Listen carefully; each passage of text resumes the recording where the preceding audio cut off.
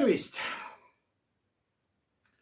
Kui naised räägivad saunas, siis mehed garaažis. See siin on krüptogaraaž. Aga enne, kui lähme põhiprogrammi juurde, tuleb täita kohustuslik osa. Tähelepanu! Tegemist ei ole finantsinvesteeringu või infoga. Mul puudub igasugune haridus ja ka kogemus. Tegu on välja mõeldud muinaslooga, mille tegevus toimub 7 maa ja mere taga banaanimaailmas, banaanivabariigis. Kõik saate tegelased ja kohad ja jututeemad on välja mõeldud uimas olles. Ja kui on muinasloos mingeid sarnasursi päris eluga, siis on see juhuslik. See saade ei ole mõeldud ei naistele ega lastele. Antud saate tegija kasutab vulgaarset keelt ja on väga labane. Iga kord, kui saade hakkab, suitsetan ma kommileevi, vanu rehve ja joon puubeeritust. Ja kõik see, millest ma räägin siin, saadetakse mu pähe meditatsiooni teelt. Krüptovõti Marta poolt. Tänan tähelepanu eest. No hei, siin krüptogaraaž ja Marta. Meil on täna jälle siin töökoja vaim. Käib ja kummitab siin. Aga täna on siis mõnusad uudised. Ma ei tea, kas Bitcoini poisid on juba nööripikkuse valmis mõelnud või mõõtnud isegi. Aga kõigepealt siis alustame, et miks nad võiks mõõta või mitte mõõta, on see, et Societe Generale on Prantsusmaal olev siis finantsgigant asutus ja tal on siis varasid on tal 1,7 triljonit. Need on tema enda isiklikud varad, aga teiste varasid haldab 5,7 triljoni eest veel. Ja mis siis Societe Generale meil ütleb? Societe Generale uhkusega annab teada, et toob nüüd euro stabiilmündi kuhu XRP ahelasse. Ja nüüd käibki suur kolks. Bitcoini poiss kukkus, sipleb nüüd. Noh, Societe Generale paneb siis digieuro Rippli ahelasse.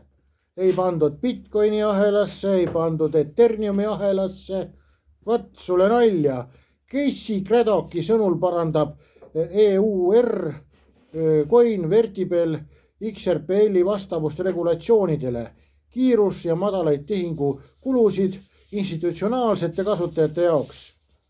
Vat EUR coin, ütleme siis euro coin, käivitatakse XRP ahelal, ühendades kiire ja madala kuluga plokiahela institutsionaalse vastavuse ja turvalisusega. Societe mitmeahelaline lähenemine võimaldab eurostabiil mündil toimida XRP ahelal. Ethereumis jookseb ka ja Solanas ka nüüd. Aga äkki sellepärast jookseb, et on loodud siis EVM. EVM on siis Ethereum Virtual Machine, mis aitab siis teistel ühendada ennast XRP ahelasse.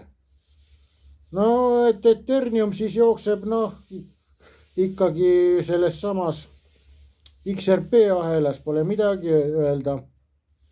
XRP Ledgeril on ka uus funktsioon. Konfidentsiaalsed tehingud, mis peidab ära tehingu andmed, kuid säilitab kontrollitavuse, parandades privaatsust institutsioonidele.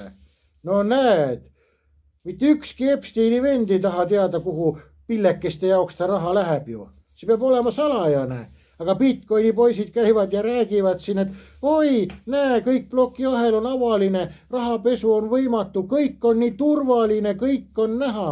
Aga miks luuakse siis privaatvõimalused? Miks need suured onud tahavad privaatvõimalust? No, ma saan aru, et Bitcoini poiss on sündinud pervert, tahab näidata kõigele, mis tal on või mis tal puudu on. Aga ikkagi vennad, kellel on raha, ei taha näidata. Noh, et ei ole midagi, et teil see Bitcoin ja Ethereum tuleb teile siin nüüd paradiisina koju ja kõik tahavad seda, ei taha. Nad peavad enam väga palju jooma, kui üldse see ilusaks muutub nende jaoks. Ja mis me veel saame teada? Saame teada siis sellise asja, et Malaisia alustab testpilootprojekti, et tokeniseerida oma hoiused ja tokeniseerib ära siis Standard Charter. Standard Charterile on siis peaaegu triljon varasid Standard Charteril siis ja haldab 440 miljardi eest teiste varasid, on ja. Ja eelmisel nädalal teatas siis pank Negara Malaisia, et stabiilraha ja tokeniseeritud hoiuste projekt siis valiti välja, seal oli konkurss ja muu paska, 30 taotlust oli, on ja taotluse võitis siis Standard Charter. Huvitav küll, miks Standard Charter võitis selle pakkumise. Äkki sellepärast, et 2016 aastal tegi seda strateegilise investeeringu Riplisse. Nii et kus hakkab nüüd see Malaisia raha jooksma, see testprojekt? Ikka Riplis, on ja. Noh, ja siis Standard Charter on vana klemm selle kuradi Ripliga, et uuring, mis ma tegin, ütleb seda, et enne 2016 nad juba tegid seal koostöö ja investeerimise asju, aga päris suureks läks ta siis 2016.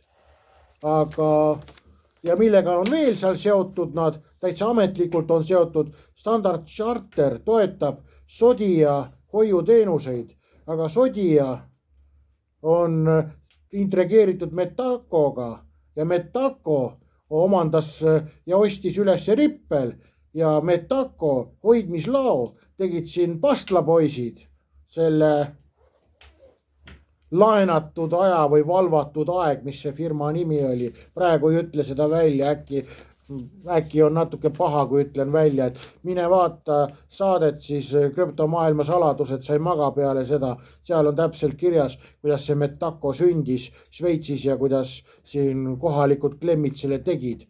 Nii et no näete, Metaco on tehtud kohalike klemmide poolt ja Rippel ostis selle ära ja nüüd Metaco hoiuteenused on seotud Standard Charteriga. Standard Charter teeb Malaisias stabiilraha ja on veel ajalooline investor sinna Riplisse, on ja. Noh, igal pool, kuhu sa vaatad, vahib onu Rippel vastu, on ja. Ei ole midagi kuskil Ethereumist ja Bitcoinist vastu vaatamas peale seda, et nad kukuvad jõhkralt. Aga kui vaatad XRP hinda, siis mõtled, et miks ta jõhkralt ei tõuse. Sellepärast ta ei tõuse, et ta veel ei peagi tõusma. See on manipulatsioon. Aga tänaseks kõik, tšau, baka, näeme garaažis.